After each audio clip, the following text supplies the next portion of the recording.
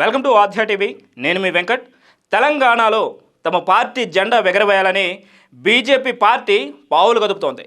మరి అందులో భాగంగానే బీజేపీ రాష్ట్ర అధ్యక్షుడు బండి సంజయ్ ప్రజా సంగ్రామ యాత్రను ప్రారంభించారు. అయితే ఇప్పటి వరకు 4 విడతల పాదయాత్రను పూర్తి చేసుకొని ఇప్పుడు 5వ విడత పాదయాత్ర కొనసాగిస్తున్నారు. మరి అసెంబ్లీ సమావేశాలు రానుందున ఈ పాదయాత్రను కాస్త ఇంకొద్దిగా తొందరగా పూర్తి చేసే విధంగా కొన్ని సోపానాలు తీసుకొస్తుంది బీజేపీ పార్టీ. మరి 6వ విడత పాదయాత్ర కేవలం 10 రోజులలో పూర్తి చేసే విధంగా రోడ్ మ్యాప్ను కూడా రెడీ చేసుకుంది బీజేపీ పార్టీ.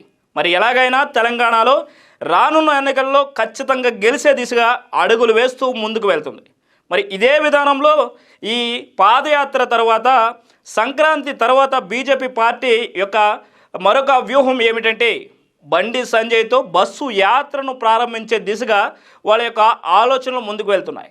మరి ఏ యాత్ర చేసినా బండి సంజయ్ ప్రజల యొక్క అభివృద్ధి కార్యక్రమాల గురించి, మరి అధికార పార్టీ వైఫల్యాల గురించి మాట్లాడుతూ ప్రజల యొక్క ఆదరణను పొందే దిశగా మరి రానున్న ఎలక్షన్స్లో బీజేపీ గెలిస్తే ఎలాంటి పథకాలు పెడుతుంది, ఎలాంటి అభివృద్ధి కార్యక్రమాలు చేపడుతుంది, మరి విజయం చేకూర్చే దిశగా బండి సంజయ్ అడుగులు సాగుతున్నాయి. మరి తెలంగాణలో బీజేపీకి ఎంతవరకు ఆదరణ లభించింది, రానున్న ఎలక్షన్స్లో ఈ పాదయాత్ర వలన బీజేపీకి మరి ఎంతవరకు సపోర్ట్ దొరుకుతుంది తెలంగాణలో?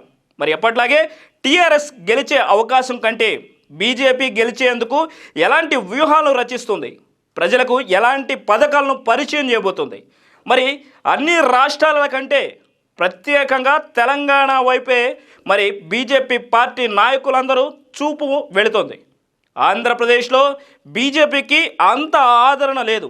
అందుకనే ఆంధ్రప్రదేశ్ని పక్కన పెట్టి ప్రస్తుతానికి రానున్న ఎలక్షన్స్ మరి ఆ యొక్క విధానంలో కేవలం తెలంగాణలోనే ఎలాగైనా విజయం సాధించే దిశగా అన్ని రకాల వ్యూహాలతో మరి సిద్ధంగా ముందుకు వెళ్తున్నారు.